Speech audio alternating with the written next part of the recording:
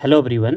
इस वीडियो में हम लोअर पीसीआर 2021 के प्री के जो जनरल एप्टीट्यूड के क्वेश्चन हैं उनको सॉल्व करेंगे, या कहूँ तो रीजनिंग के क्वेश्चन जो हैं उन्हें सॉल्व करेंगे। क्योंकि अगर आप जनरल एप्टीट्यूड का सिलेबस देखोगे तो इसमें जो मैक्सिमम टॉपिक हैं या लगभग सारे ही टॉपिक जो हैं वो रीजनिंग के हैं। तो अगर हम एक्चुअल 2021 का पेपर देखेंगे तो उसमें हमें रीजनिंग के साथ साथ कुछ क्वेश्चन मैथ्स के भी मिलेंगे। तो इस वीडियो में हम इन सारे क्वेश्चनों को सॉल्व करेंगे। साथ ही साथ जो क्वेश्चन होंगे जिस भी टॉपिक से, मैं आपको बताऊंगा कि उस टॉपिक से और कैसे क्वेश्चन पूछे जा सकते हैं, और साथ ही साथ आपको रीजनिंग या एप्टीट्यूड की प्रैक्टिस कैसी करनी है ये भी मैं आपको बताऊंगा। तो चलिए फिर इस वीडियो को स्टार्ट करते हैं। इस पेपर की जो PDF है आप आयोग की वेबसाइट से या हमारे टेलीग्राम चैनल से डाउनलोड कर सकते हैं, और टेलीग्राम चैनल से जुड़ने के लिए जो लिंक है वो वीडियो के डिस्क्रिप्शन बॉक्स में आपको मिल जाएगी। तो ये जो क्वेश्चन, यही सेम क्वेश्चन मैंने यहाँ पे कॉपी पेस्ट कर दिए हैं। तो चलिए फिर इन क्वेश्चंस को सॉल्व करते हैं। तो जो 101वां क्वेश्चन है उसमें बोला गया है कि आपको मिरर इमेज बताना है क्लॉक का। तो क्लॉक से हमें दो क्वेश्चन आ सकते हैं, एक तो मिरर इमेज या इमेज बनाने को आ सकता है, मिरर भी हो सकता है वो, और वाटर इमेज भी हो सकता है। और दूसरा, टाइम जब भी कोई घड़ी में कुछ बज रहा होगा उसके बीच कितना एंगल बनेगा ये आ सकता है। जब भी मिरर इमेज होगा, अगर ये सिंपल डेटा होता, अगर यहाँ पे लिखा होता 9 बज रखा है तो इसका मिरर इमेज निकालना आसान हो जाता। कैसे? अगर ये 9 बज रहा है तो इसकी मिरर इमेज हो जाएगी, यहाँ अगर हम देखेंगे इसको तो यहाँ कितना बचेगा, यहाँ भी बच जाएगा, 3 बच जाएगा, है ना। लेकिन यहाँ पे हमारे पास क्या है, 7:35 है। और जब ऐसा डेटा दिया होता है, आप नॉर्मली जैसे इसमें हम देख रहे थे वैसे भी कर सकते हैं, लेकिन यहाँ पे हमारा या तो टाइम ज़्यादा लगेगा या गलती होने के चांसेस ज़्यादा हो सकते हैं। तो इसके लिए हमारे पास एक ट्रिक है। जब भी हमें मिरर इमेज निकालनी होगी, हम सिंपली क्या करेंगे, 11:60 से हम इसको घटा देंगे। इसके लिए दो शर्तें हैं, आपको ध्यान रखना है। पहले कि जो भी टाइम होगा वो 12 आवर के इंटरवल में होना चाहिए। मतलब यहाँ पे जैसे 16:35 नहीं होना चाहिए। 16:35 को हम पहले बदलेंगे, ये क्या हो जाएगा, 4:35। तो पहली शर्त तो 12 आवर के इंटरवल में होना चाहिए। दूसरा कि अगर हमारे पास यहाँ पे 12:30 आ जाए तब हम क्या करेंगे, इसको हम 00:30 लिख देंगे। तो 12 को हम 00 करेंगे। तो अब हम इसके लिए ट्राई करते हैं। तो इसमें हमारे पास इसका जो आंसर आएगा, इसको अगर हम घटाएंगे 5 आ जाएगा, यहाँ से हमारे पास 2 आ जाएगा, और यहाँ से 4 आ जाएगा। तो इसका आंसर हो जाएगा ए वाला। अब मिरर इमेज के अलावा वाटर इमेज भी आ सकती है। तो वाटर इमेज के लिए हम 17:90 में से या 18:30 में से घटाते हैं।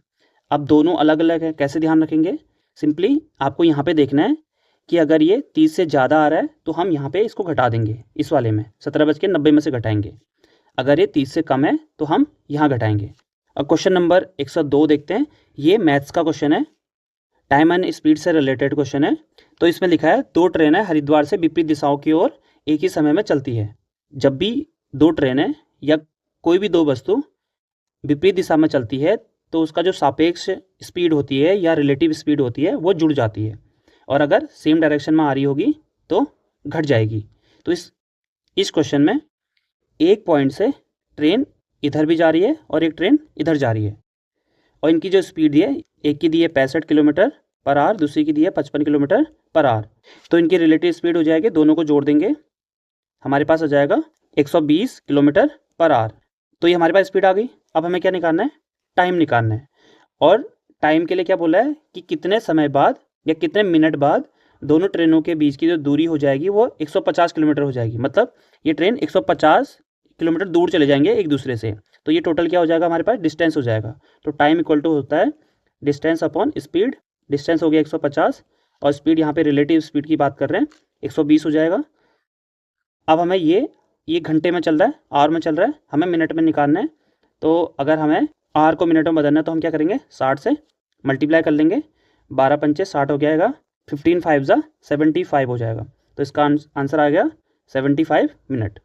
तो आपको जो टाइम एंड स्पीड है इससे रिलेटेड जो फॉर्मूले होते हैं, बेसिक फॉर्मूले, वो याद रखने। इस पेपर में जो भी मैथ्स के क्वेश्चन आए हैं बहुत बेसिक क्वेश्चन है। अगर आपको बेसिक मैथ भी आती है और अगर आपको मैथ्स के बेसिक फॉर्मूले पता हैं तो आप सारे क्वेश्चन कर जाओगे आराम से। अब थर्ड क्वेश्चन है, ये ऑड वन आउट टॉपिक से रिलेटेड है। इसमें से हमें एक, जो यहाँ पे हमें ऑड पेयर ढूंढना है। तो जो इसमें पहला है लोहार का है, निहाई या एनविल। तो एनविल क्या होता है, जिसमें वो पीटता है, ऊपर से हथौड़े से किसी चीज़ को पीटता है ना, इसको एनविल बोलते हैं।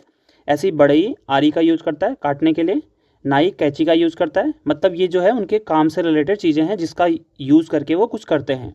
लेकिन अगर आप सुनार को देखोगे, ये सुनार क्या बनाता है, आभूषण बनाता है, उसका यूज़ नहीं करता। तो बनाने के लिए किसी और चीज़ का यूज़ करता होगा, तो इसका आंसर हो जाएगा यहाँ पे डी। तो ये बहुत सिंपली क्वेश्चन है, अगर आपको इनकी मीनिंग पता है तो आप कर जाएंगे। अगला क्वेश्चन वही है, ऑड वन आउट करना है इसमें, जो भी ऑड है उसको हटा देना है। तो अगर आप देखोगे गाजर, आलू, टमाटर, चुकंदर, तो ये 3 चीज़ें ज़मीन के अंदर उगती हैं और टमाटर एक प्रकार का फल भी है, तो यहाँ पे क्या हो जाएगा, टमाटर हमारा आंसर हो जाएगा। 105 वाला क्वेश्चन एज का क्वेश्चन है, अगेन मैथ्स का क्वेश्चन कह सकते हो। तो यहाँ पे लिखा है पिता और पुत्र की वर्तमान आयु का अनुपात 7:1 है। जब भी रेशियो दिया होता है उसको एक्स एज्यूम कर लो। तो पिता की आयु हो जाएगी, फादर की हो जाएगी 7x, और जो सन है उसकी आयु हो जाएगी 1x। बोला है 7 वर्ष से बाद इनका जो रेशियो है वो कितना हो जाता है, 5:1 हो जाता है। तो अगर हम इसको ऐसा कर दें सिंपल, 7 वर्ष से बाद मतलब 7 जुड़ जाएगा और 1x में से फिर यहाँ भी 7 जुड़ जाएगा, तो रेशियो हो जाता है 5:1। सॉल्व कर दो क्रॉस मल्टीप्लाई करके, तो यह आ जाएगा हमारे पास 7x + 7 बराबर 5 से करेंगे 5x इस वाले को, और 5 7 35 हो जाएगा। तो ये हमारे पास 7 में से 5 गया 2x आ जाएगा, और यहाँ से ये 28 आ जाएगा। तो x बराबर आ जाएगा हमारे पास 14।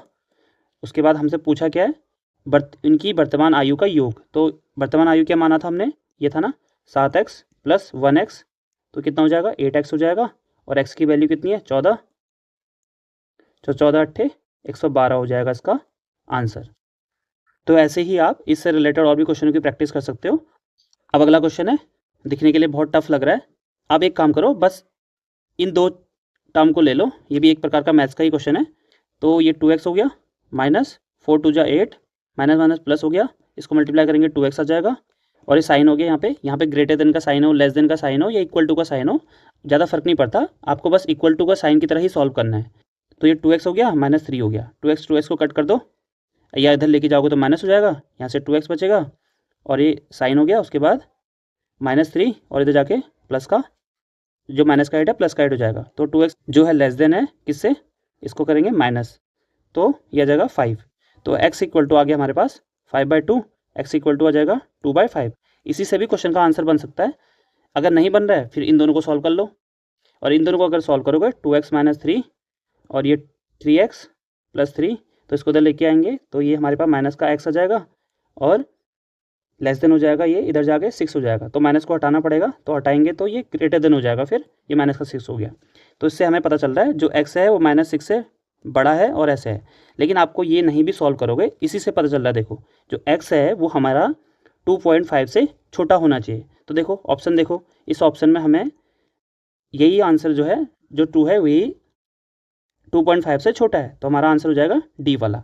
और अगर मान लो यहाँ पे और भी छोटा होता तो हम क्या करते, ये हमने जो अगेन दूसरा वाला निकाला है इसको -6 लिख देते, तो जो x है -6 से बड़ा और 5/2 से छोटा है। तो ऐसे क्वेश्चन को भी इक्वेशन की तरह ही सॉल्व करना है। अगला क्वेश्चन है 107, ब्लड रिलेशन से रिलेटेड। इसमें एक परिवार में कितने हैं, 4 लोग हैं, जिसमें D is grandmother of A. तो डी जो है वो ग्रैंड मदर है किसकी, ए की, ठीक। अब बोला है एंड मदर ऑफ बी, तो डी जो है मदर भी है बी की, तो यहाँ पे इसको निगेटिव करके, ये मैंने निगेटिव, जब मैं फीमेल के लिए सॉल्व कर रहा हूँ तो मैं निगेटिव साइन लगा दे रहा हूँ। आप कोई और साइन देख सकते हो, सर्कल बना सकते हो या कुछ और भी, तो मैंने ये बना दिया। ऐसी C is the wife of B, तो जो सी है वो वाइफ है किसकी, बी की, तो इसका मतलब ये निगेटिव ये पॉजिटिव।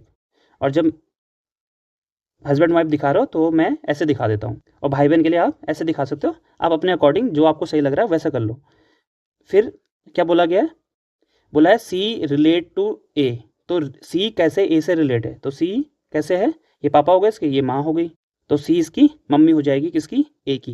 यहाँ पे ध्यान रखना सी ए से किस प्रकार रिलेटेड है, तो सी की बात कर रहे हैं, तो सी ए की क्या है, मम्मी है। अगला क्वेश्चन है 108 नंबर सीरीज का। देखो ये बड़े नंबर नहीं है, 3 के पास 8 हो रहा है 0 से, तो ऐसे क्वेश्चन में अगर सीरीज में जो नंबर है छोटे छोटे हैं तो इसमें प्लस माइनस ही कुछ हो रहा होगा, और अगर बड़े बड़े नंबर हैं तो हो सकता है स्क्वायर हो रहा हो या मल्टीप्लाई हो रहा हो। तो यहाँ पे जो गैप है बहुत कम का गैप है, तो हम इसी को देख लेते हैं। तो इसके बीच जो गैप है 1 का गैप है, 0 से 3 के बीच 3 का गैप हो गया, इसके बीच 5 का गैप हो गया, तो 1 के बाद 3, 3 के बाद 5, तो 5 के बाद क्या होगा 7 होगा, तो 8 और 7 कितना हो जाएगा 15 हो गया। अगर आप ऐसे समझ नहीं पा रहे कि ऑड हो रहा है तो आप अगेन एक लाइन और कर सकते हैं। यहाँ पे 2 का गैप है, फिर 2 का गैप है, फिर आगे भी 2 का गैप ही होगा। तो इसका आंसर हो गया बी वाला। अगला क्वेश्चन है कोडिंग डिकोडिंग से 109। तो इसमें लिखा है 1 2 3 का अर्थ है हॉट फिल्टर्ड कॉफ़ी और 365 का है वेरी हॉट डे। ऐसे क्वेश्चनों में बस आपको ये देखना है इसमें और इसमें क्या कॉमन है। तो क्या कॉमन दिख रहा है आपको? इसमें हॉट कॉमन दिख रहा है, तो हॉट लिख लो यहाँ पे। तो हॉट के लिए क्या कॉमन है? इन नंबर को देख लो आप, तो इन नंबरों में देखोगे सिर्फ 3 कॉमन है, तो 3 हो गया, बाकी कोई कॉमन नहीं है। अब आगे देखते हैं day and night, day and night. तो आप अगर यहाँ देख रहे होगे डे यहाँ भी है और यहाँ भी है, तो डे हमें कॉमन मिला। और नंबर क्या कॉमन है इन दोनों में? तो यहाँ पे 5 कॉमन है। तो हमें हॉट का भी मिल गया, डे का भी मिल गया। पूछा किसका है? वेरी का पूछा है, तो वेरी क्या होगा? वेरी के लिए हमारे पास आ जाएगा 6, तो आंसर हो गया बी। 110 वाला क्वेश्चन माइनस के लिए, बस यहाँ पे जो भी साइन दिए इनको बदल देना है। तो पहला माइनस के लिए क्या करना है? इंटू करना है, तो इसको इंटू कर देंगे। मल्टीप्लाई को प्लस करना है, इसको प्लस कर देते हैं। प्लस को डिवाइड करना है, इसको डिवाइड कर देते हैं। और डिवाइड को माइनस करना है। तो बॉड मास यूज़ करना है। फिर सबसे पहले क्या करते हैं? डिवाइड करते हैं बॉड मास में, ये पता होना चाहिए। तो बॉड मास सबसे पहले डिवाइड, तो 3 से 12 को करेंगे तो 4 आ जाएगा। 40 प्लस 4 गुणा 6 माइनस 60, तो ये 40, 6 को 24 हो गया, माइनस 60, और ये आएगा 64 माइनस 60, आंसर आएगा 4, जो कि इसमें है ही नहीं, तो ऑप्शन हो गया डी। 111वां क्वेश्चन अगेन नंबर सीरीज का क्वेश्चन है। तो दूसरा क्वेश्चन है जो नंबर सीरीज का है। तो यहाँ पे आप देखोगे पिछले नंबर सीरीज बहुत आसान थी, यहाँ पे फिर भी आपको क्या दिख रहा है? बहुत ज़्यादा का गैप दिख रहा है। और जब ज़्यादा का गैप होगा तो यहाँ पे ये चांस है कि मल्टीप्लाई हो रहा होगा। तो ऐसे क्वेश्चन में जो बड़े हैं वहाँ से स्टार्ट करना है। तो इनके बीच का गैप है 2 आ जाएगा, इसमें से घटाएंगे 2, इसमें से 2, और इसके बीच का गैप है 100। और फिर अगर इसको घटाएं तो 100 में से 46 गया, 54 आ गया। तो अभी भी हमें ऐसा कुछ मिल नहीं रहा है। अगर इसको घटाएंगे तो 5 आ रहा है, नहीं किसी का स्क्वायर है। आपको स्क्वायर भी याद रखना है, स्क्वायर मतलब परफेक्ट स्क्वायर। 1 का स्क्वायर 1, 2 का स्क्वायर 4, कम से कम 20-25 तक आपको ये याद होना चाहिए। काफ़ी हेल्प करता है रीजनिंग में जब नंबर सीरीज होता है या मिसिंग नंबर ढूंढना होता है उस समय। तो एक बार और ट्राई कर लो, एक बार और इनके बीच का गैप देख लो, हो सकता है कुछ मिल जाए हमें। तो अगर माइनस करेंगे 2 आ जाएगा, इसमें से 1 आ गया, इसमें से 1 आ गया, और इसके बीच अगर इसको माइनस करेंगे तो यहाँ से हमारे पास आएगा 6, और यहाँ से 5, 56 आ गया। तो यहाँ पे हमें एक चीज़ मिल रहा है कि 56 का दुगना होता है 112। तो अगर हम ऐसे ही चलें तो 56 का आधा क्या हो गया? 28, और अगर 54 में से फिर 28 घटाएंगे, यहाँ पे हमारे पास क्या आ जाएगा? 26 आ जाएगा, और इसका आधा होता है 14, इसमें से इसको घटाएंगे तो यहाँ पे हमारे पास आ जाएगा 12। तो हमें इसका गैप मिल गया, ये 12 हो गया, ये 26 हो गया। तो इसके बीच में 8 में से 12 जोड़ेंगे तो हमारे पास आ जाएगा 20। तो ये ऑप्शन हो गया पूरा मिक्सअप, ये 20 वाला आंसर आ जाएगा। ठीक है, अगला 112वां क्वेश्चन है। सिंपली इसमें ये बोल रहा है कि ये जो लेटर है इससे कौन सा इसमें से बना हुआ है। तो आप सिंपली इसमें देख लो कि कहाँ क्या मिल रहा है। तो इसमें अगर आप देखोगे पहले वाले में CO है, SB है, T है, A और N T भी है। अगले वाले में नेशन ऑलरेडी दिख रहा है, ये तो इसमें है ही, और N ये वाला हो गया। अगला SA तो है ही, सैल्यूट है, ये देखो E इसमें जो एक्स्ट्रा है यहाँ पे E कहीं नहीं है, तो ये वाला इसका आंसर हो जाएगा। अगला क्वेश्चन है, ये रैंकिंग से रिलेटेड है, रैंकिंग टॉपिक का। तो इसमें अगर आप देखोगे क्या बोला है, तो राजू जो है बाईं ओर से 8वें स्थान पर है। तो बायां हमारा ये हो गया, इस साइड का बायां हो गया, तो बाएं से 8वें, और वह रामू के बाईं ओर से 9वां है। तो यहाँ अगर कहीं रामू बैठा है तो इसका बाईं ओर इधर हो गया, तो रामू इधर होगा कहीं, तो इसके बाईं ओर ये 9th हो गया। और जो रामू है वो दाईं ओर से 5वें स्थान पर है, तो यहाँ पे रामू है, और ये दाईं ओर से 5th स्थान पर है। तो इन क्वेश्चन को बनाने के लिए या तो आप नॉर्मल मेथड से काउंट कर लो, या सिंपली क्या है, इसका एक मेथड होता है। तो जब भी टोटल पूछे जाते हैं इसके लिए एक फॉर्मूला होता है, लेफ्ट प्लस राइट, जो भी हैं जितने भी लेफ्ट राइट हैं, और फिर उसको एक माइनस कर देना है। तो इसमें अगर हम देखेंगे 8th आ रहा था लेफ्ट से, ऐसी जो कि यहाँ से 9th हो गया। फिर जो राजू था जो रामू था वो राइट से 5 हो गया, इसको जोड़ोगे तो कितना आएगा? ये आ गया हमारे पास 22, 22 में से 1 घटाएंगे तो हमारे पास आ जाएगा 21। तो टोटल लोग होंगे 21। तो यहाँ पे ध्यान रखना है लेफ्ट प्लस राइट -1। जैसे मान लो कोई A जो है लेफ्ट से 10वें स्थान पर है और राइट से 20वें स्थान पर है, तो क्या करेंगे 10 + 20 - 1, तो 30 कितने टोटल हो जाएंगे उसमें 29 लोग टोटल होंगे इस लाइन में। अब ये लाइन हो सकता है ऊपर से नीचे हो या लेफ्ट से राइट हो, एक ही बात है। ऐसे ही इस टॉपिक से और भी क्वेश्चन आते हैं कि अगर दे रखा है लेफ्ट से इतने स्थान पर है और टोटल दे रखे हैं तो राइट से कितना होगा, तो ऐसे क्वेश्चन भी आप ध्यान रख सकते हैं। अगला क्वेश्चन, ये दोबारा वही क्वेश्चन है जैसे एज का क्वेश्चन हमने किया था। तो जब भी रेशियो होगा तो हम उसको एक्स एज्यूम कर लेंगे और इसमें दोनों में 16 जोड़ रहे हैं और क्या आंसर आ जा रहा है 1:2 आ जा रहा है। क्रॉस मल्टीप्लाई करेंगे तो 2 × 2 = 4x + 16 दूना 32 बराबर 5x + 16, और ये इधर माइनस होगा तो माइनस का x आ गया और 16 में से 32 में 16 जाएगा माइनस का 16, तो x बराबर आएगा 16। तो हमें ये संख्याएं थी हमारे पास, तो 2x थी, तो 16 दूना 32 और 16 पंचे 80, तो ये वाला आंसर हो जाएगा। अगला क्वेश्चन, इन क्वेश्चंस में हमें ये आइडेंटिफाई करना है कि इसमें कौन सा ऑपरेशन यूज़ किया गया है। तो अगर आप देखोगे 10 आ रहा है और इसको जोड़ेंगे तो 5 आ रहा है और 3 दूना 6 होता है गुणा करके। ऐसे अगला देखो, वैसे पता नहीं चलेगा। तो 7 और 2 7 दूना 14 होता है, लेकिन यहाँ पे 63 लिखा है। अगर इसको इसने जोड़ा होगा क्योंकि बड़ा आ रहा है ना, तो कुछ ना कुछ जोड़ा या मल्टीप्लाई किया होगा। तो 7 इसको जोड़ेंगे तो 9 आ रहा है। तो अगर आप देखोगे तो इनको जोड़ करके 5 आया, इनको जोड़ करके 9 आया, तो 5 दूना 10 और 9 सत्ते 63। ऐसे अगर इनको जोड़ के देखें तो 11 और 11 6 66 हो गया, तो ये फिट बैठ रहा है। ऐसे यहाँ पे भी हो जाएगा 12 12 8 96, तो यहाँ पे भी कर लेंगे।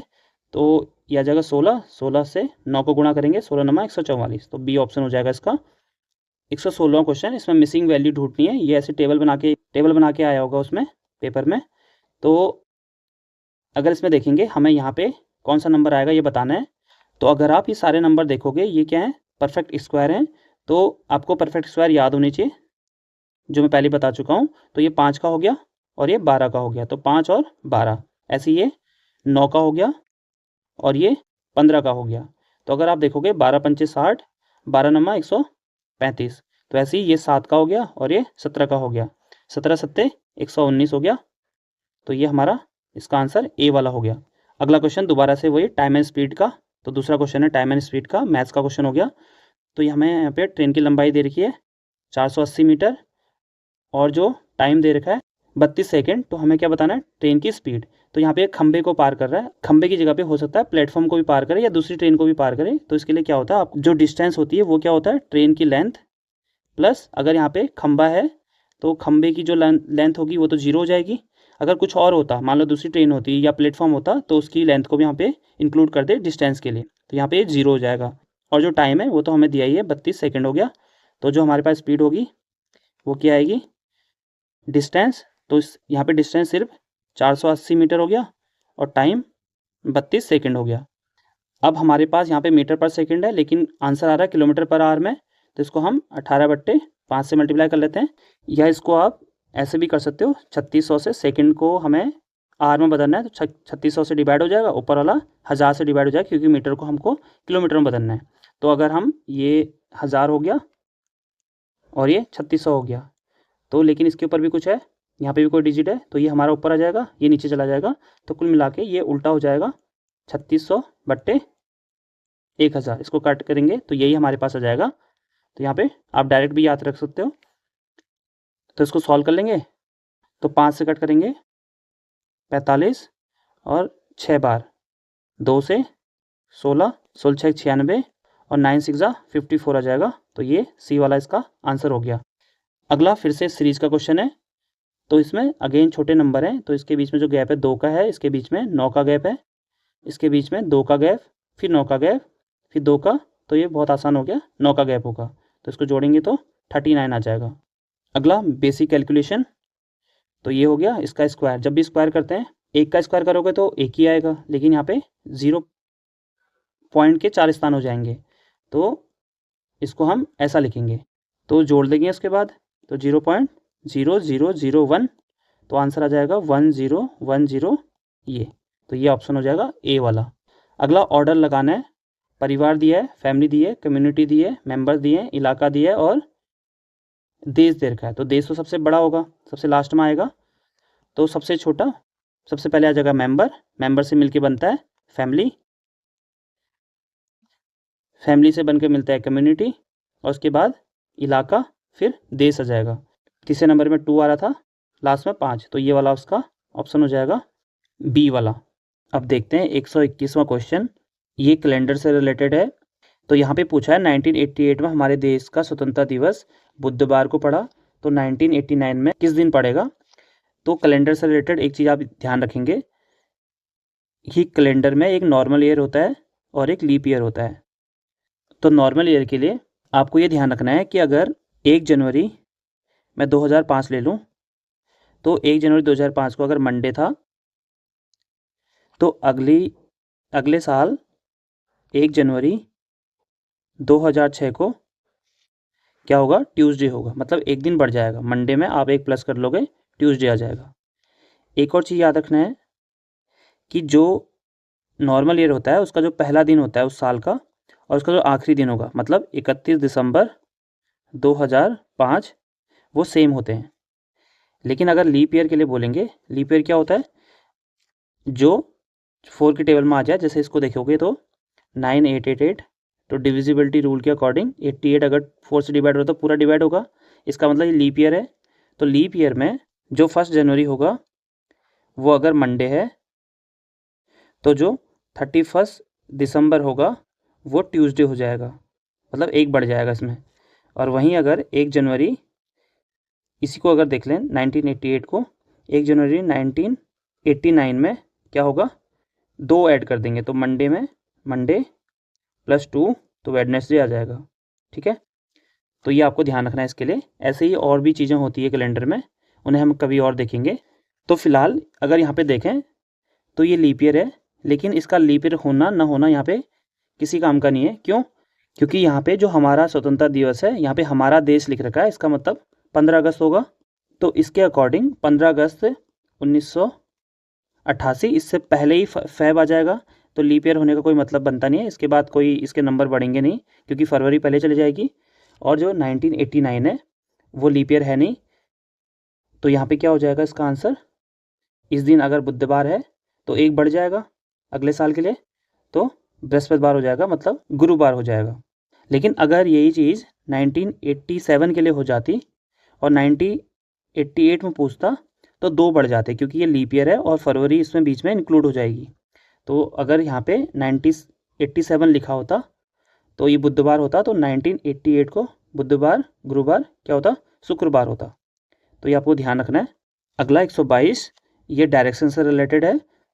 तो एक व्यक्ति एक बिंदु से 5 मीटर पूर्व की ओर चलता है, तो आपको पता होना चाहिए ये ईस्ट होता है, ये वेस्ट होता है, और ये नॉर्थ हो गया, और ये साउथ हो गया। तो क्या बोला है, एक व्यक्ति है कहाँ चलता है, 5 मीटर पूर्व की ओर चलता है, 5 मीटर हो गया, फिर 10 मीटर अपनी दाईं ओर, तो ये इधर को चल रहा है तो इसका दायां इधर होगा, तो 10 मीटर चलता है, ये हो गया। उसके बाद वो फिर बायां मुड़ जाता है और लगातार मुड़ता रहता है, लेकिन क्रमशः पहले 10 मीटर मुड़ेगा, 10 मीटर चलेगा, फिर 5 मीटर चलेगा, फिर बाएं मुड़ करके 10 मीटर चलेगा। तो यहाँ से यहाँ तक कितना बच गया, 5 हो गया। तो कह रहा है प्रारंभिक बिंदु से कितनी दूरी पर है, तो इसके लिए हमें शॉर्टेस्ट डिस्टेंस देखनी पड़ेगी। और यहाँ पे क्या लग जाएगा, पाइथागोरस से 90 एंगल, ये समकोण त्रिभुज बनेगा। तो ये इसको निकालने के लिए 5 का स्क्वायर प्लस 5 का स्क्वायर अंडररूट में हो जाएगा, तो 25 और 25 50, और 50 को हम लिख सकते हैं 25 दूना 50, तो 5√2 आ जाएगा ये। अगर आप इसको सॉल्व करोगे तो इसका आंसर हो जाएगा ये वाला। और अगर पूछ लेता किस डायरेक्शन में है, तो ये तो था इस वाली जगह पे, ये ईस्ट हो गया, ये साउथ हो गया, तो साउथ ईस्ट की तरफ हो जाएगा, दक्षिण पूर्व की ओर होगा। फिर से सीरीज का क्वेश्चन, ये चौथा क्वेश्चन है, इसका मतलब सीरीज इंपॉर्टेंट हो जाता है। 8 और इसके बीच में कितने का डिफरेंस है, 5 का, फिर 7 का, फिर 9 का, फिर इसके बीच में 11 का डिफरेंस है।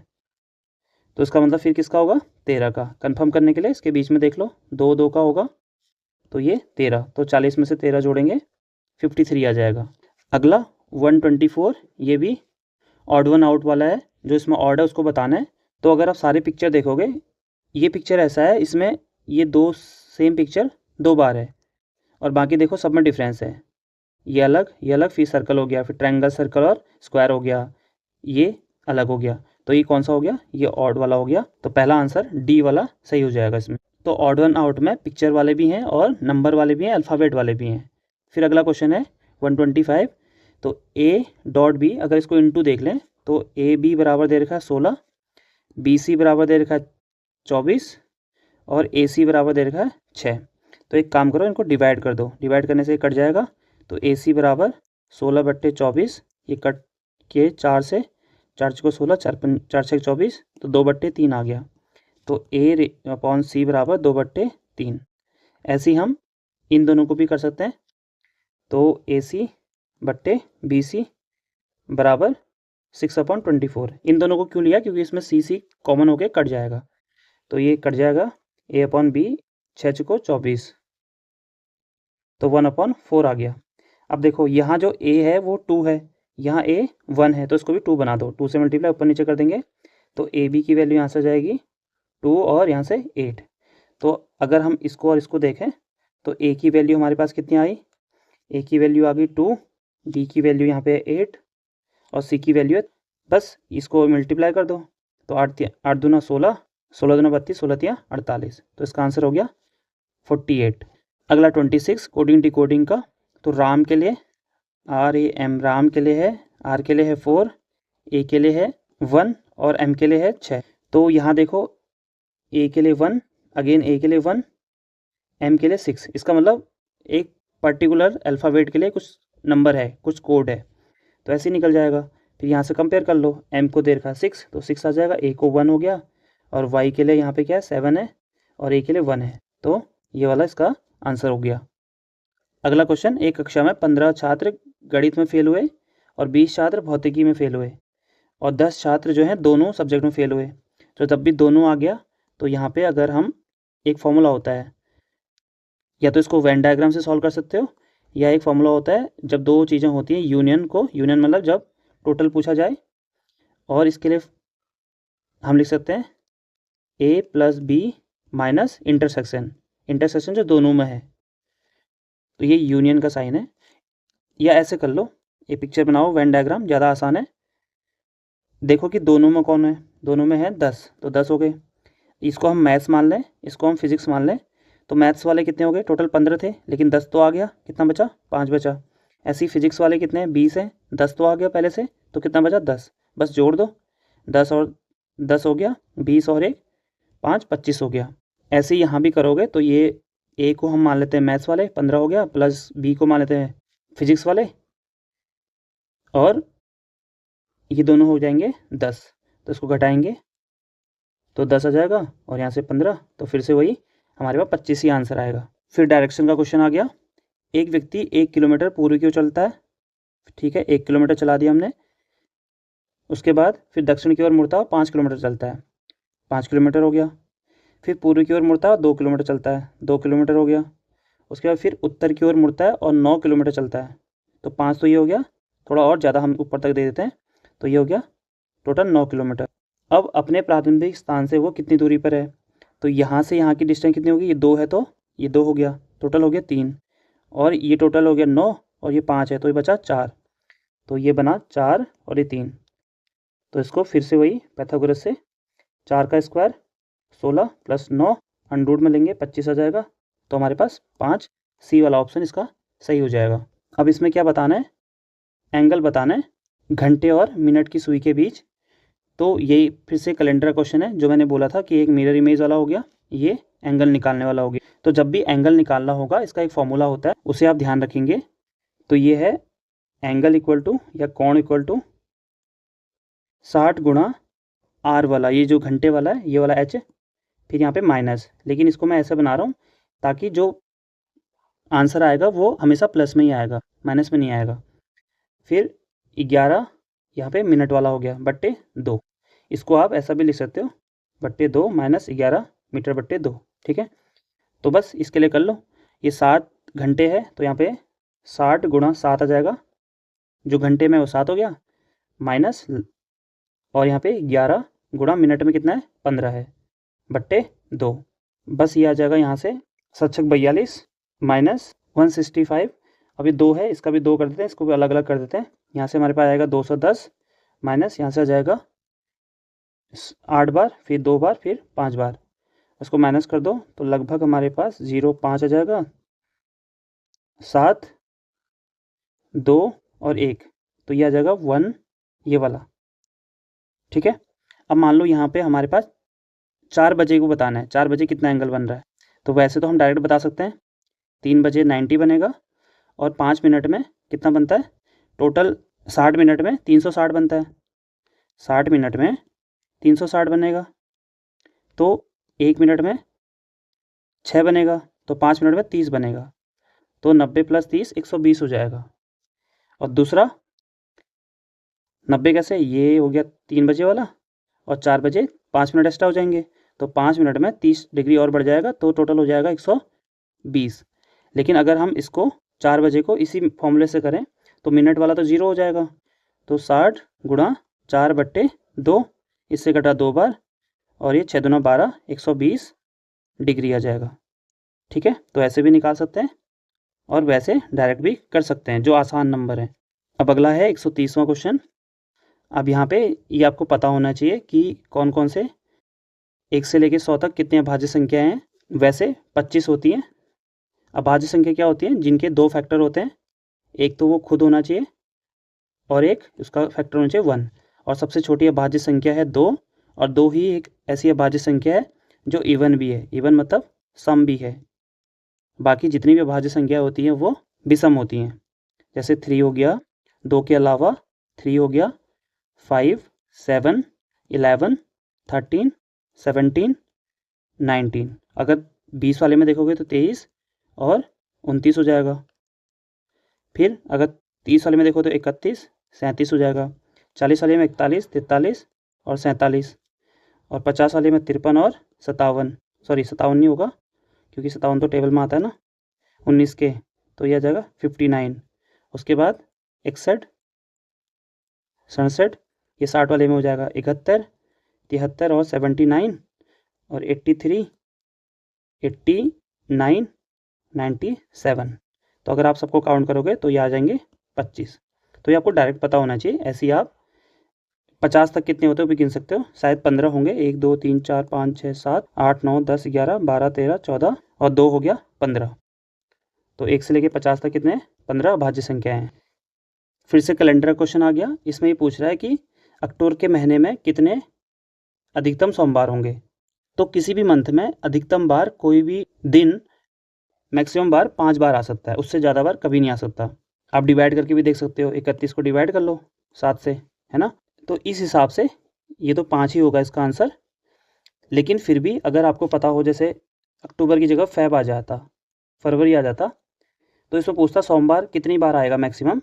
तो फरवरी में 28 दिन होते हैं, तो 28 दिन के हिसाब से अगर इसको 7 से भाग करेंगे तो 7 को 28 होगा। इसका मतलब फरवरी में कोई भी दिन ऐसा नहीं होगा जो 5 बार आएगा, तो 0 दिन होंगे। अगर वही 29 फरवरी 29 हो जाती, फरवरी 29 हो जाती, तो सिर्फ एक ऐसा दिन होता जो 5 बार आता। तो अगर मैं इसको वो कर दूं, अगर मंथ 28 है तो कितने ऐसे दिन होंगे जो 5 बार आएंगे, 0 होंगे। अगर फरवरी का 29वां महीना वाला है तो 1 बार होंगे क्योंकि शेष 1 आ रहा है, और 30 वाले में शेष 2 बार आ रहा है, 31 वाले में शेष 3 बार आ रहा है। इसका मतलब है जिस मंथ में जो मंथ 31 जाएगा उसमें 3 दिन ऐसे होंगे जो 5 बार आएंगे। मतलब सोमवार 5 बार आ सकता है, मंगलवार 5 बार आ सकता है और बुधवार भी 5 बार आ सकता है। लेकिन यहाँ पे सिर्फ 2 ही दिन ऐसे होंगे जो अधिकतम 5 बार आएंगे। अगला फिर से कोडिंग डिकोडिंग का। डी हो गया 8, ई हो गया 10, ए हो गया 2 और आर हो गया। आपको हर एक लेटर की प्लेस वैल्यू याद होनी चाहिए। जैसे डी होता है 4th नंबर पे, ई होता है 5 नंबर पे, एक होता है 1 और आर होता है 18 नंबर पे। तो 4 दूना 8, 5 दूना 10, 2 से 1 को करेंगे तो 2 आ जाएगा और 18 दूना 36। तो ये सिर्फ प्लेस वैल्यू को दुगुना कर रखा है। ऐसे टी हो गया 20, तो 20 दूना 40, आर तो हमें पता ही है 18, 18 दूना 36, तो ये तो सब 36 वाले हैं, ये तो नहीं रहेगा। उसके बाद 1 हो गया 2 और सी 3 दूना 6, तो ये 6 वाला ये हो गया, बाकी चेक करने की ज़रूरत ही नहीं है। तो ये वाला आंसर हो गया सी वाला। तो आपको एक और काम मिल गया कि आपको प्लेस वैल्यू याद रखनी है सबकी A to Z। अब यही क्वेश्चन दोबारा जो अभी थोड़ी देर पहले हमने देखा था, लेकिन यहाँ पे थोड़ा सा हमें एक्स्ट्रा पूछ लिया है। तो 15 जनवरी 1989 को था सोमवार, तो 20 जनवरी 1990 को क्या होगा, तो इसके बाद ठीक 90 हो गया, तो 15 जनवरी 1990 को क्या होगा, सोमवार से एक ज़्यादा हो जाएगा क्योंकि ये लीप ईयर नहीं है, तो ये क्या हो जाएगा, सोमवार मंगलवार। और कितना ज़्यादा है, ये 5 ज़्यादा है तो 5 जोड़ दो, 5 ज़्यादा है मतलब 15 से 20 में जाना है तो 5 ज़्यादा, तो ट्यूसडे से +5, तो क्या आएगा, Wednesday, Thursday, Friday, Saturday, Sunday, तो आंसर हो गया संडे। दोबारा कोडिंग डिकोडिंग, तो एस को बोला है आर, यू को यू ही बोला है, एम को एन और ई को ई बोला है, आर को आर ही बोला है। तो यहाँ पे एक चीज़ समझ आ रहा है कि सेकेंड वाले में कुछ बदलाव नहीं है, तो इस हिसाब से आई में भी कोई चेंज नहीं आएगा। तीसरा एम का एन हो गया, एक बढ़ गया, +1 हुआ है तो एन ओ हो जाएगा, और फिर एम फिर से एक बढ़ा है तो टी यू हो जाएगा। पहला वाला एस आर, तो एक पीछे चला गया, -1 हो गया, तो यहाँ पे भी वी आ जाएगा। तो इस हिसाब से ये वाला आंसर हो रहा है, बाकी चेक करने की ज़रूरत नहीं है क्योंकि ये सेम ही हो रहे हैं, यहाँ भी सेम ही थे तो यहाँ भी सेम ही होंगे। अगला फिर से ब्लड रिलेशन का क्वेश्चन, यदि एफ ए का भाई है, एफ जो है ए का क्या है, भाई है, तो ये प्लस हो गया, लेकिन ए का जेंडर हमें पता नहीं है तो हमने मेल के लिए क्या करा, प्लस कर दिया। सी जो है ए की बेटी है, सी ए की बेटी है। के एफ की बहन है, जो के है एफ की क्या है, बहन है। और जी जो है सी का भाई है, जी सी का भाई है, तो ये प्लस हो गया।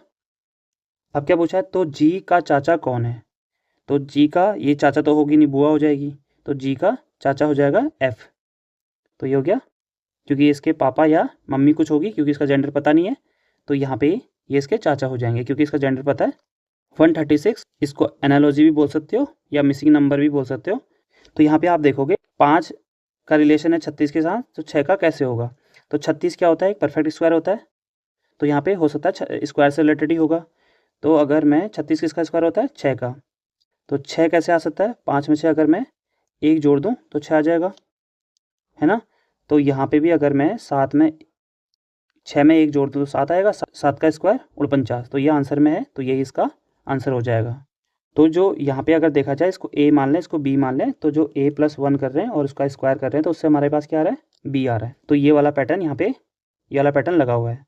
अगला 137, इसमें बोला है कौन सा ऑड है फिर से, तो अगर इसमें देखोगे कॉपर धातु होती है, जिंक भी धातु होती है, जिंक मतलब जस्ता हो गया, कॉपर तांबा को बोलते हैं, और ब्रांस पीतल को बोलते हैं, लेकिन पीतल धातु नहीं होती, क्या होती है, मिक्स धातु, जब इन दोनों को मिलाते हैं तो क्या बनता है, पीतल बनता है। एल्यूमिनियम भी धातु होती है, आयरन लोहा भी धातु हो गया, तो उसका ऑप्शन हो गया सी वाला। अब ये अगर देखेंगे 1/3 बराबर B/4 बराबर C/7, ये अगेन मैथ्स का क्वेश्चन हो गया। तो जब भी ऐसे दिए होंगे तो आप एक काम करना, इसके इक्वल टू में एक्स मान लो कोई भी, अब एक एक करके सबको कंपेयर करो। तो A/3 बराबर एक्स, तो A बराबर आ जाएगा 3x, ऐसे B बराबर आ जाएगा, इसको कंपेयर करोगे तो 4x, C बराबर आ जाएगा 7x। अब यहाँ पे रख दो, तो A + B + C/C, तो A हो गया हमारे पास 3x, B हो गया 4x, C हो गया 7x/C हो गया अगेन 7x। तो यहाँ पे 7 दूना 14, x/7x, ये कट जाएगा तो कितना आया हमारे पास 2, तो इसका आंसर हो गया बी वाला। इजी है ना, तो बेसिक हमें पता होना चाहिए। अगला क्वेश्चन फिर से मिसिंग नंबर का है, तो अगर इसमें देखेंगे तो इसमें, इससे अगर इसको डिवाइड करूं तो 8 बार जाएगा, ये भी डिवाइड हो जाएगा 81 बार, ये तो 1 बार ही हो रहा है। हाँ, तो अगर इसमें देखें तो 8 2 का क्यूब होता है, इसका मतलब 16, 2 की पावर 4 की वैल्यू आएगी 16। 81 होता है, 3 की पावर 4 की वैल्यू होती है 81, 3 का क्यूब होता है 27, और इसको अगर हम 3 से मल्टीप्लाई करेंगे 81 आ जाएगा। तो यहाँ पे अगर 5 कर दें तो यह आ जाएगा 243। हाँ, तो फिर ये हो गया सिंपल।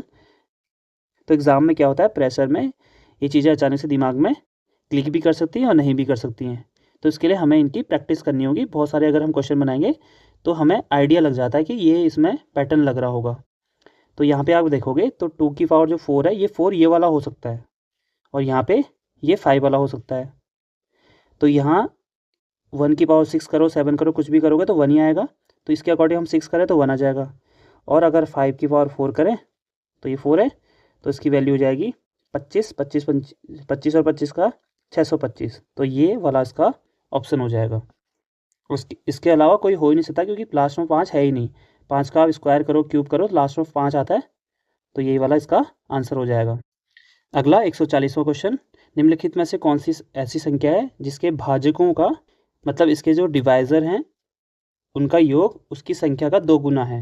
तो 12 के भाजक देखें तो क्या होगा, एक 1 हो जाएगा, 2 हो जाएगा, 3, 4, 6, फिर 12। 12 खुद तो इतने होंगे, तो अगर जोड़ेंगे 12 और ये कितना आ गया 10, 22 हो गया। कितना आना चाहिए था, 24 आना चाहिए था। ये यही कह रहा है ना, दुगना आना चाहिए, इनका योग दुगना आना चाहिए। तो 22 और 2 24, तो ज़्यादा ही आ रहा है, तो 12 तो हो नहीं सकता। अब 24 में ये सब तो होंगे ही, लेकिन साथ में 8 भी आ जाएगा, 8 या 24 होता है, और ऐसे ही 24 भी आ जाएगा, तो 24 का 48 होना चाहिए। तो एक 24 प्लस 8 कर दो इसमें, तो ये अगर जोड़ेंगे 24 और ये 22, इसको जोड़ के 22 आ रहा था ना, तो 22 प्लस 24 कितना हो गया 6, और ये 4 46, लेकिन 24 में तो 48 होता है, हमने 8 भी नहीं जोड़ा अभी, तो ये भी हमारे पास 24 भी नहीं होगा। इसके बाद 48, लेकिन 48 से पहले हम 28 चेक कर लेते हैं, क्योंकि ये छोटा है, तो इसमें 1 से जाता है, 2 से जाता है, उसके बाद 4 से जाता है, 6 से जाता नहीं, 7 से जाता है, उसके बाद फिर 14 से, फिर 28। अगर इसको जोड़ें, ये 28 हो गया, इसको छोड़ दो, बाकी को जोड़ देते हैं, 6 7 7 दूना 14, और ये 14 14 28 हो गया, तो 28 प्लस 28, तो ये कितना आ गया, इसका दुगना हो रहा है, तो ये वाला ऑप्शन हो जाएगा 28 दूना 56, तो 28 वाला आंसर हो गया। तो ऐसे क्वेश्चनों को हमें ऑप्शन से ही करना होगा। 141 फिर से ऑड वाला ढूंढना है इसमें से, तो अगर आप देखोगे मैंने फिर वही स्क्वायर अगर आपको याद है तो ये वाला इसका आंसर हो जाएगा, क्योंकि ये 13 का स्क्वायर होता है। बस सिंपल है, आपको स्क्वायर याद रखना है, क्यूब भी याद कर लीजिएगा 1 से लेके 10 तक, और स्क्वायर 1 से लेके 25 तो एटलीस्ट पता होनी चाहिए। 142, 3 प्राकृतिक संख्याओं के वर्गों का योग कितना है 138, तो A square plus B square plus C square बराबर बोल रखा है 138। आगे उनके युग्मों में गुणनफल का योग 131 है, मतलब A B plus B C plus C A बराबर 131। तो ये तो एक आइडेंटिटी होती है, तो A plus B plus C का whole square, A square plus B square plus C square plus 2 A B plus B C plus C A. Algebra का फॉर्मूला हो गया, बस इसी में लगाना है इसको, A plus B whole square यहाँ पुट कर दो, तो 138 आ जाएगा। इसकी वैल्यू दे रखी है, इसकी वैल्यू भी दे रखी है, तो 2 इंटू 131, तो 1 ये आ जाएगा यहाँ से, 2 एकम 2, 3 दूना 6, 2 एकम 2, जोड़ेंगे ये हमारे पास 0 0 4, 400 आ गया। लेकिन हमसे पूछा क्या, इन संख्याओं का योग पूछा है, तो ये स्क्वायर है, तो स्क्वायर का अंडर रूट हो जाएगा, तो ये आ जाएगा हमारे पास 20, क्योंकि ये ए प्लस बी प्लस सी बराबर अंडर रूट 400 हो जाएगा, क्योंकि स्क्वायर को इधर भेजेंगे, तो यह आ जाएगा 20, तो बी वाला इसका आंसर हो गया। ऐसे ही आपको जैसे ए प्लस बी का होल स्क्वायर क्या होता है, ए माइनस बी का होल स्क्वायर क्या होता है, A square minus B square की कौन सी आइडेंटिटी होती है, ऐसी ए प्लस बी का होल क्यूब, ऐसी माइनस बी का होल क्यूब। एक और फॉर्मूला होता है A cube plus B cube plus C cube minus 3ab, तो ये आइडेंटिटी होती है, ये भी आपको पता होना चाहिए। ऐसी ए क्यूब माइनस बी क्यूब का भी होता है, A cube plus B cube का भी होता है। इतने आप याद रख लो, अगर इससे आइडेंटिटी से रिलेटेड कोई क्वेश्चन आए तो आप आसानी से बना लोगे। तो ये आप आसानी से, अगर आप गूगल भी करोगे अलजेब्रिक आइडेंटिटी तो आपको मिल जाएंगे, अगर नहीं मिले तो मैं टेलीग्राम में शेयर कर दूंगा, वहाँ से भी आप देख सकते हो। 143 इसमें बोला है कितने रेक्टेंगल हैं, ठीक है। अगर ट्रायंगल बोलता तो ट्रायंगल के लिए एक ट्रिक होती है, जैसे मान लो ये ट्रायंगल है, इसमें कितने ट्रायंगल है, वैसे तो हम गिन सकते हैं 1 2 3 हैं, लेकिन इसके लिए एक तरीका है 1 2 ऐसे लिख दो और इनको जोड़ दो, तो 1 + 2 कितना आ गया 3। ऐसे ही मान लो और होता, ये हो जाता है ऐसा, तो 1 2 3 जोड़ दो, तो 3 2 3 6 हो जाएंगे टोटल। ऐसे ही क्या होता है रेक्टेंगल के लिए भी होता है, हम यहाँ पे 1 2 ऐसे लिख देते हैं, 1 2 और यहाँ पे 1 2, बस हो गया। हमने क्या करना है, एक बार हॉरिजेंटली एक बार वर्टिकली नंबर डाल देने हैं। आप क्या करो, इनको जोड़ो 1 + 2 और ऐसे इनको भी जोड़ो 1 + 2 और उसके बाद इनको गुणा कर दो, तो 3 × 3 कितना आया 9 आ गया। तो कितना आंसर आ गया 9। डायरेक्ट भी कर सकते हैं, और वैसे भी गिन सकते हो। कैसे?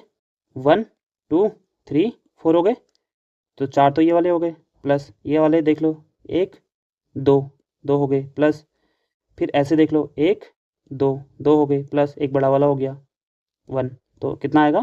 9 आ जाएगा। ठीक है। और यही अगर स्क्वायर पूछता तो स्क्वायर में क्या करेंगे? सेम ऐसे लिख देंगे, लेकिन यहाँ पे तरीका बदल जाएगा। हम पहले इससे इसको मल्टीप्लाई करते हैं 2 इंटू 2, फिर 2 से 1 को मल्टीप्लाई कर, फिर 1 से 1 को मल्टीप्लाई करते हैं, मतलब ऐसे डायगोनली मल्टीप्लाई करते हैं। तो फिर इनको जोड़ भी देते हैं 1 इंटू 1, तो 2 2 जा 4 प्लस 1 कितना आ जाएगा? 5 स्क्वायर हो जाएंगे इसमें। मान लो ये ऐसा होता है 1 2 3 ले लेते हैं, स्क्वायर देख रहे हैं खाली। ठीक है, पिक्चर्स में मत जाना, वैसे लग तो रेक्टेंगल रहा है।